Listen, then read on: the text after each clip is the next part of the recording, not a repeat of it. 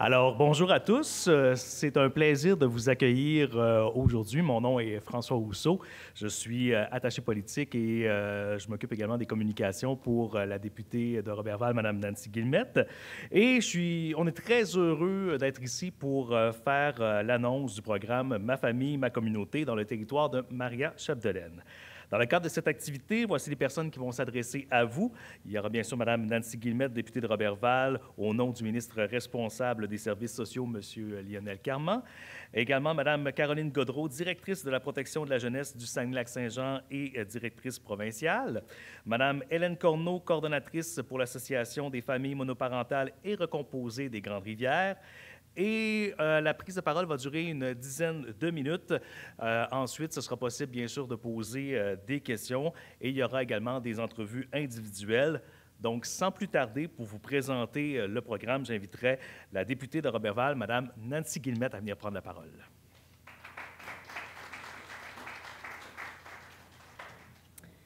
Merci, François. Bonjour tout le monde.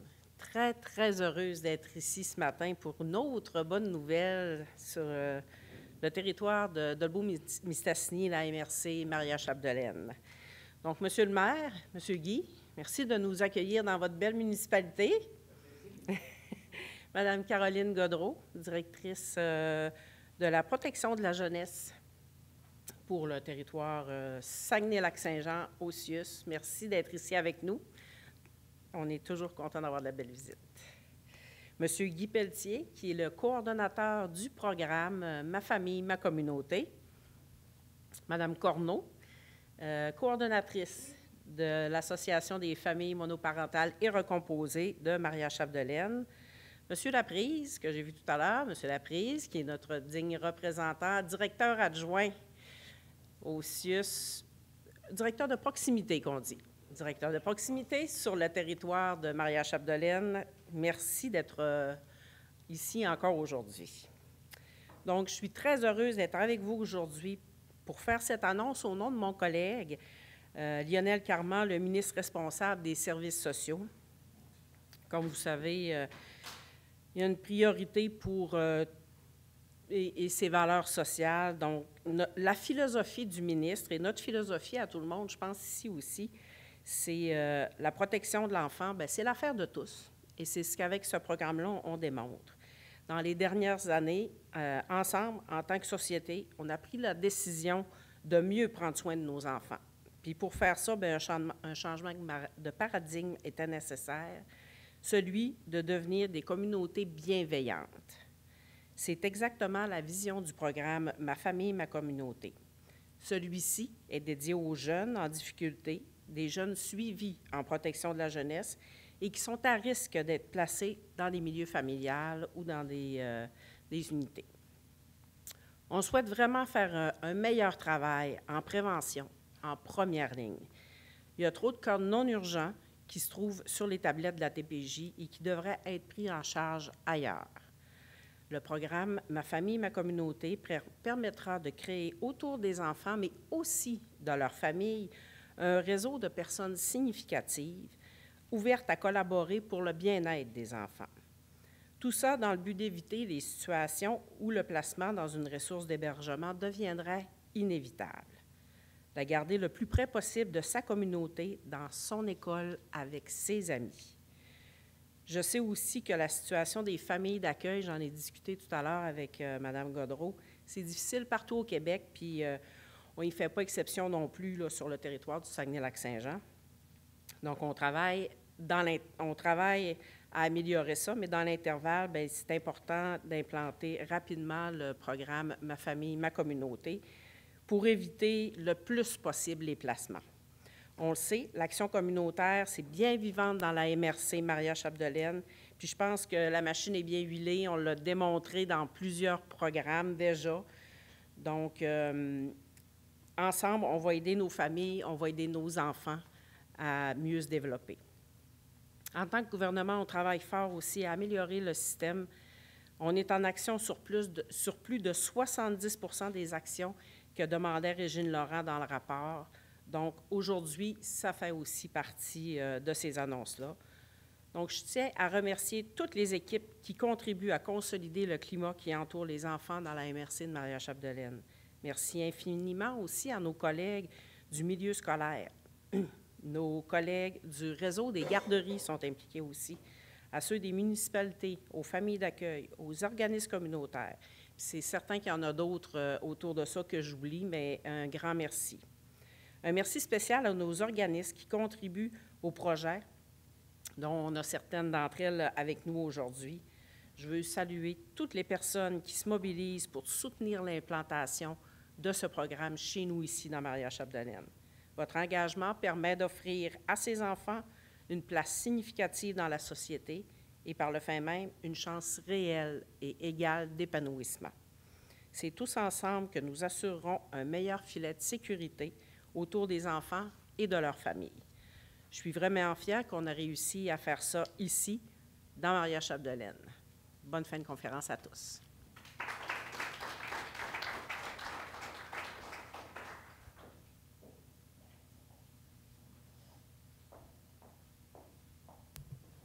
Bonjour à tous.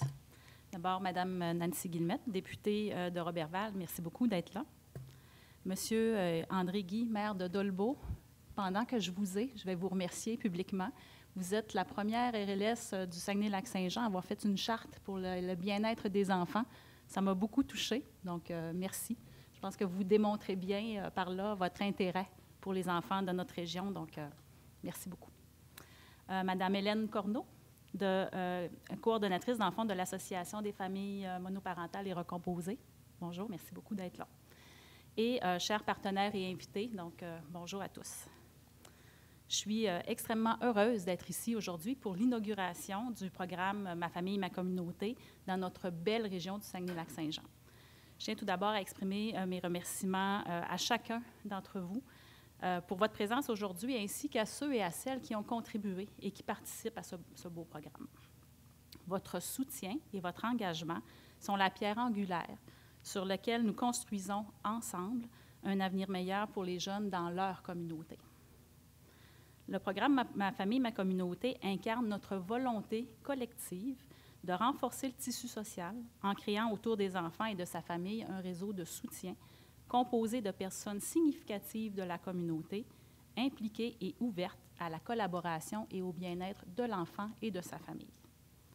Depuis le lancement du programme dans Maria-Chapdelaine en juin 2023, nous avons pu constater une étroite collaboration avec le milieu communautaire, les services gouvernementaux et les écoles afin d'éviter les placements et les déplacements. C'est d'ailleurs pour ce faire que nous avons choisi de l'implanter en tout premier lieu dans Maria-Chapdelaine, considérant les très bonnes relations que nous avions, mais surtout la très bonne collaboration que nous avions avec les organismes communautaires. La collaboration avec nos partenaires, elle est essentielle, vous le comprendrez bien, surtout dans ce programme.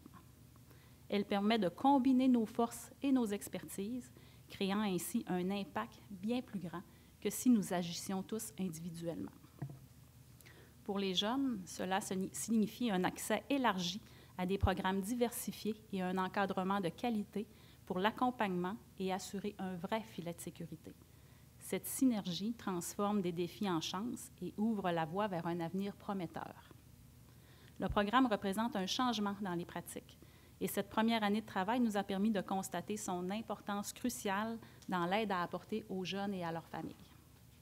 En s'assurant avec la famille et les représentants de la communauté que toute décision concernant son milieu de vie, le milieu de vie de l'enfant, est prise dans son intérêt et dans sa sécurité, on s'assure de développer un filet social durable pour assurer son bien-être, la protection et son développement. On dit souvent qu'il faut un village pour élever un enfant, donc je pense que ceci le représente très bien. Je terminerai en réitérant l'importance de la présence et l'implication des partenaires communautaires, de nos équipes du CIUS également, de même que les institutions et nos acteurs locaux. Sans eux, rien de ça ne serait possible aujourd'hui. Votre collaboration et votre travail pour la mise en place du programme dans Maria-Chapdelaine est essentiel. Merci beaucoup. Vous êtes un modèle de réussite dans l'implantation du programme pour les autres secteurs à venir pour soutenir nos jeunes et les garder dans leur communauté. Merci infiniment à tous pour votre implication. Je passerai maintenant la parole à Mme Hélène Croteau. Merci. Bonjour. Merci, premièrement, de tout le monde d'être là. C'est un grand honneur de représenter un petit peu les organismes communautaires qui participent au projet Ma famille, ma communauté. Dans le fond, lorsqu'on a été approché pour participer au projet Ma famille, ma communauté, on a embarqué sans hésitation. Comme tous les autres organismes qui sont sur le projet, notre priorité est le bien-être des familles et la collaboration entre organismes et entre membres du réseau. Ce projet qui met de l'avant cette collaboration a un impact positif sur les familles, étant donné qu'en prenant le temps, tout le monde ensemble, nous pouvons éviter un placement et faire une réelle différence.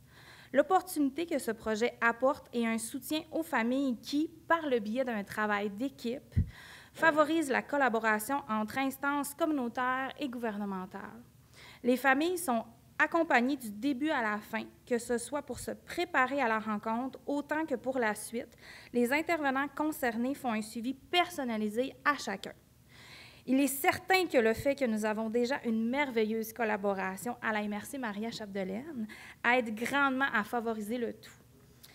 Quelle que soit la problématique, le comité a le souci d'interpeller tous les acteurs qui peuvent venir en aide, que ce soit au niveau de la séparation, la recomposition, pour aider avec les enfants, au niveau du rôle parental, la santé mentale, ou s'il y a de la violence conjugale, les ressources lèvent la main sans hésitation. Ce projet est une priorité pour notre milieu et ça se ressent lors des rencontres. L'objectif de faire une différence nous rejoint tous et le fait d'avoir le pouvoir d'en faire une est un véritable plus à la communauté. Merci.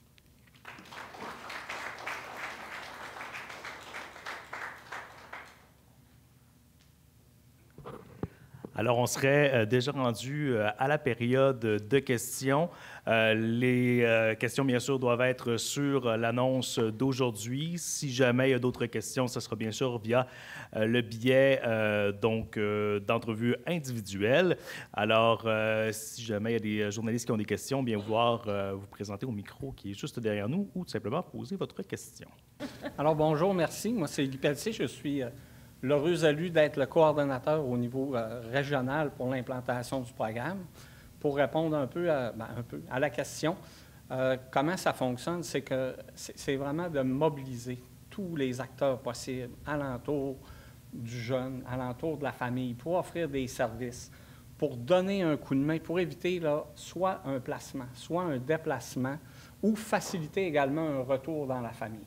Donc, je vous dirais que une fois, c'est un programme qui est volontaire. Donc, une fois qu'on a le volontariat des parents ou du parent, ou également d'un jeune, s'il est âgé de 14 ans et plus, à partir de là, avec l'intervenant, on va regarder c'est quoi les besoins, de qui on aurait besoin, de quelles ressources qu'on pourrait cibler, on va dire entre autres la FMR, on va dire l'arrimage, Alta Secours, peu importe, et on va proposer aux parents et aux jeunes d'inviter ces personnes-là à une rencontre. La rencontre qu'on va appeler le processus décisionnel en équipe, c'est un moment qui va durer entre 2 heures et 3 heures. Habituellement, je vois mes collaborateurs hocher de la tête avec 3 heures. Habituellement, on prend un bon 3 heures ensemble où est-ce qu'on s'assoit avec toutes les personnes. Ça peut être des personnes du voisinage que les parents ont voulu inviter. Ça peut être des intervenants des ressources qui ont été ciblées, des intervenants que les parents ont déjà. Tantôt, on a parlé des milieux de garde. Ça peut être d'autres services du CIUS scolaire, Service Québec qu'on a qui s'impliquent avec nous ici dans la région. Ça peut être l'employeur, ça peut être donc le record au niveau régional qui est record national, c'est 20 personnes alentour de la table pour trouver des solutions pour éviter un placement des enfants. Donc, à partir de là, on va travailler tous ensemble. On va mettre ce qu'on appelle un plan de sécurité en place pour assurer vraiment un filet de sécurité autour des enfants et de la famille pour permettre d'éviter le placement, éviter le déplacement ou faciliter le retour dans le milieu familial. C'est très, très chaleureux, en fait. La personne, comme M. Pelletier dit, peut avoir avec elle tous les accompagnateurs qu'elle désire pour se sentir en confiance et en sécurité. Et de plus, on rend l'ambiance chaleureuse, là. Souvent, il y a des collations. C'est vraiment fait pour que la personne se sente en sécurité et que ce ne soit pas attaquant, en fait, comme situation, pour favoriser le filet de sécurité et favoriser l'ouverture de la personne et de la famille, en fait. Et qui coordonne ça? C'est la DPJ? C'est toi.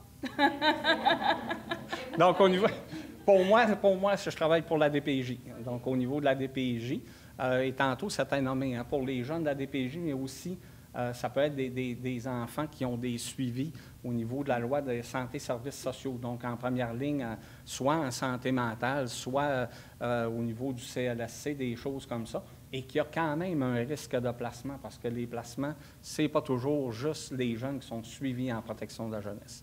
Donc, et présentement, dans Maria-Chapdelaine, là, on a eu 2 dossiers là, que c'était vraiment au niveau des jeunes qui étaient suivis au niveau de la loi des santé et services sociaux. Ce qui aide beaucoup le projet, en fait, là, ce qui favorise beaucoup ce projet-là, c'est éviter aussi les déplacements lointains. Nous, on a une très grande superficie au niveau de la région. C'est pas parce que quelqu'un vit à Dolbeau que l'enfant peut être en famille d'accueil à Dolbeau, par exemple. Il peut avoir été placé au Saguenay. Puis s'il y a un enjeu de transport, ce qui est le cas la plupart du temps, bien, si on peut éviter un placement, justement, bien, ça favorise le lien, parce que si l'enfant il est moindrement loin, bien, ça peut créer beaucoup d'obstacles qui ne sont peut-être pas nécessaires, en fait, à la situation. Fait que nous, en faisant ça, ce projet-là évite beaucoup d'obstacles, en fait, à la famille, quand c'est volontaire et tout, évidemment, là, mais ça favorise beaucoup toute la difficulté que ça peut engendrer, en fait. Là. Et je dirais que jusqu'à maintenant, on n'a pas de situation avec laquelle on avait je veux dire, un enjeu que les gens autour de la table, on n'était pas en mesure de trouver une solution. Les organismes, les services, tout le monde, parfois sortent un peu de leur cadre, juste un peu, ou, tu sais, pour donner un coup de main de plus, pour aider plus. Et également, c'est toute la connaissance des organismes communautaires entre elles, tu sais, c'est une dynamique qui est assez là, incroyable à voir aller. Et donc, je comprends que c'est déjà en place le programme, vous nous l'annoncez là, mais vous avez déjà certains cas de Oui. Oui.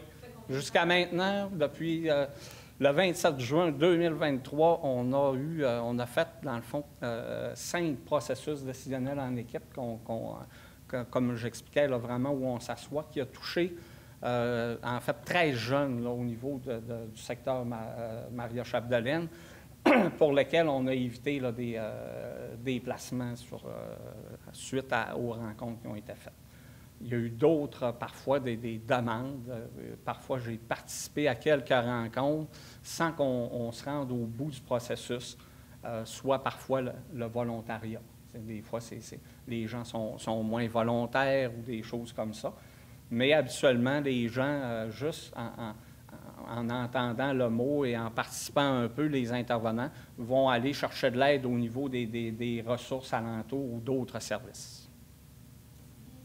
Oui, il y a plusieurs régions, effectivement, qui l'ont implanté. Nous, on a commencé ici pour les raisons que je vous ai nommées tout à l'heure, mais actuellement, on est en implantation aussi pour Domaine du Roi, et le but étant vraiment de l'étendre à la grandeur de la région. Je n'ai pas cette donnée-là, effectivement, mais j'espère que vous avez bien entendu le chiffre. C'est 13 enfants pour lesquels on a évité un déplacement juste ici, dans Maria-Chapdelaine, donc c'est énorme. Un enfant, c'est déjà beaucoup, mais 13, je pense qu'on peut être fier de ça. Et c'est vraiment souvent par des petits gestes concrets. C'est une aide qu'une personne peut apporter. C'est un petit peu au niveau financier, c'est au niveau d'un transport, c'est au niveau de la surveillance. Donc, chaque petite action que chaque organisme peut offrir, ou parents, ou famille, ou voisins, bien, ça fait toute la différence. De mémoire, là, je crois qu'il y a juste au niveau du nord du Québec qu'il n'y a pas d'implantation débutée. Sinon, les autres régions, là, c'est quand même pas mal tous débutés, là. Il y avait eu quand même 3 régions pilotes au départ en 2012 qui avaient débuté. Là, puis depuis 2020, M. Carman avait demandé à ce que toutes les autres régions, on débute l'implantation du programme. Alors, s'il n'y a pas d'autres questions, on va prendre une photo officielle et c'est ce qui mettrait fin, bien sûr, à la conférence de presse. Je vous rappelle, bien sûr, que nos intervenants sont disponibles également pour des entrevues individuelles. Merci beaucoup.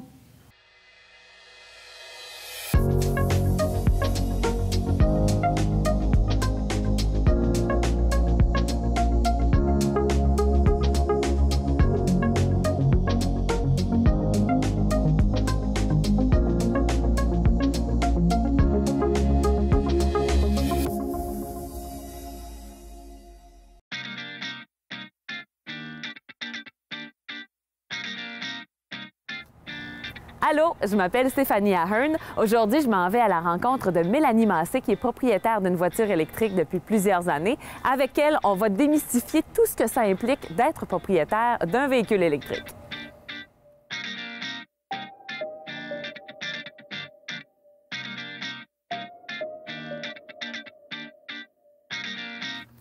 Mélanie Massé, bonjour! Bonjour! Tu nous parles aujourd'hui de ton expérience de conduite avec ton véhicule électrique. Toi, c'est la Hyundai Ioniq que tu conduis là, depuis un an et demi. Mais ton expérience avec le véhicule électrique, ça remonte à plus longtemps que ça. Oui, exactement. Dans le fond, moi, ça fait déjà 6 ans que je roule en véhicule électrique, donc depuis 2014. C'était une Mitsubishi e-MiEV. Visiblement, tu le regrettes pas parce que tu roules encore en électrique. Qu'est-ce que tu aimes le plus, le point que tu aimes le plus de rouler en véhicule électrique? Il y en a deux. Le premier, pas besoin d'aller au poste d'essence. Ça, c'est vraiment là, la merveille. Là. Moi, j'aimais pas ça. Je détestais ça, aller au poste d'essence. Se geler les mains à moins 20, là. Yes. Exactement. Faire la file, des fois. Donc, là, j'arrive à la maison, je branche mon véhicule. Ça, c'est le point numéro 1. Mais le deuxième point, ça, c'est vraiment été une révélation, c'est la douceur de conduite. À la base, tu n'étais pas la conductrice qui aimait le plus conduire un véhicule puis une expérience de conduite avec un véhicule à essence. Par contre, tu aimes ton expérience de conduite avec le véhicule électrique. Exactement. Moi, je suis toujours prête à conduire. Je laisse pas ma place, là, à moins qu'on me casse un bras pour conduire. C'est moi qui conduis. On peut faire 3 allers-retours là, à Chicoutimi pour aller n'importe où. Je suis partante pour aller... on va faire le tour du lac, on part. J'aime ça. Mélanie, j'ai le goût de savoir comment ça fonctionne concrètement parce que là, j'ai plein de questions pour toi. Est-ce qu'on va voir ta borne? Oui, on peut aller voir ma borne. Bien, dans le fond, moi, c'est une borne 2014. Fait que c'est vraiment un modèle que j'ai acheté là, en même temps que ma voiture en 2014. Aujourd'hui, ils sont beaucoup plus technologiques que ça. Mais c'est branché là, tout simplement sur un breaker à la maison. Je l'ai fait installer par un électricien. En fait, donc, on appelle notre électricien, on a notre borne. Ça en prend absolument une pour avoir un véhicule électrique. On ne pourrait pas brancher notre véhicule électrique dans une prise normale. Oui, on pourrait brancher notre véhicule dans une prise normale. Là, moi, je l'ai fait là, les premiers mois avec ma e-MiEV de 100 km. Ça faisait très bien parce que, dans le fond, elle se recharge pendant la nuit. C'est quoi la différence entre une borne et la prise à la maison, finalement? C'est le temps? Oui, exactement, la durée de la recharge, dans le fond, qui est beaucoup plus rapide avec une borne là, comme ça.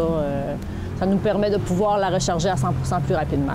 Là, au niveau de l'électricité, est-ce que ta facture d'hydro a monté en flèche comme ça? Non, honnêtement, j'ai pas vraiment vu de différence parce que d'année en année, avec Hydro-Québec, les changements, la température, des fois, on chauffe un petit peu plus, il y a une saison un petit peu plus froide. Fait que moi, la différence, je la vois pas vraiment.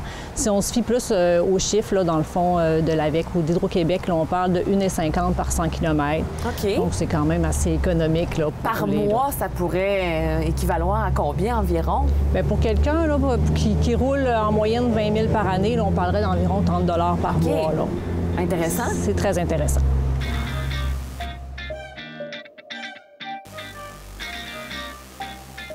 Donc, Mélanie, quand on n'est pas à la maison, quand même, il y a des solutions, les bornes de recharge. Comment ça fonctionne? Oui, exactement. Ici, on est devant une borne de recharge rapide. Donc, c'est des bornes qui nous permettent là, de recharger la voiture là, en environ 25 minutes avant de pouvoir repartir. Ces bornes-là, il y en a partout, donc on peut utiliser des applications là, pour savoir où les trouver, savoir aussi si elles sont disponibles. Et ça a des coûts? Oui, il y a des coûts ici sur les bornes rapides, c'est 11,78 $ et c'est important de savoir que c'est chargé à la minute. Là. Ah, donc, OK. Si on a besoin de seulement un petit 10 minutes pour se rendre à destination, mais c'est chargé à la minute. Il y a des différences de bornes, de niveau de borne aussi. Peux-tu nous faire peut-être un état de qu'est-ce que c'est une borne de niveau 2 et de niveau 3? Oui, exactement. Celle-ci est de niveau 3, donc c'est la charge rapide. Il y a aussi les bornes de niveau 2 qui sont les charges 240 volts là, qui, elles, là, vont prendre environ 4 heures. Là. Si moi, je suis complètement déchargée, elle va prendre 4 heures à recharger. Et elles sont beaucoup plus nombreuses, là, dans le fond, sur le réseau à être disponibles. C'est celle qu'on utilise lorsqu'on va souper au restaurant qui va aller nous charger un petit peu plus lentement. Tout à l'heure, tu disais que tu faisais le tour du lac puis qu'il n'y avait pas de problème à trouver des bornes. Au Saguenay-Lac-Saint-Jean, des bornes de recharge, il y en a. Il y en a plein. Il y en a plein, Stéphanie, on en trouve partout et sont en constant développement. Là, dans le fond, à chaque mois, quasiment, on en retrouve des nouvelles là, partout dans le fond, au Québec, mais dans la région aussi, là, il y a beaucoup de développement. Puis d'ailleurs, c'est important de dire que le CREDD travaille actuellement sur une étude pour favoriser l'implantation de nouvelles bornes de recharge ici au Saguenay-Lac-Saint-Jean. Tout à fait. On le sait que c'est probablement plus cher à l'achat. Est-ce que c'est le cas?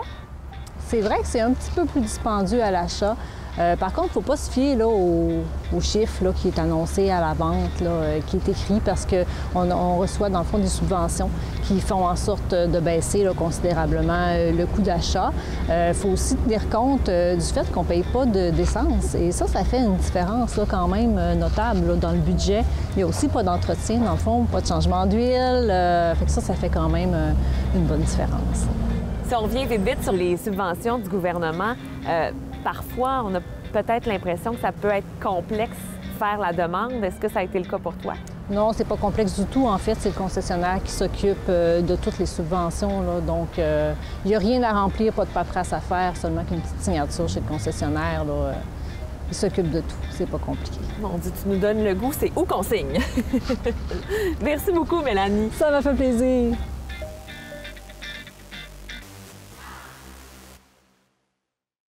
Les bénévoles donnent de leur temps en s'impliquant avec cœur pour enrichir la communauté. Le 5 décembre, joignez-vous à nous pour célébrer leur dévouement et leur générosité. La Journée internationale des bénévoles pour ensemble faire une vraie différence.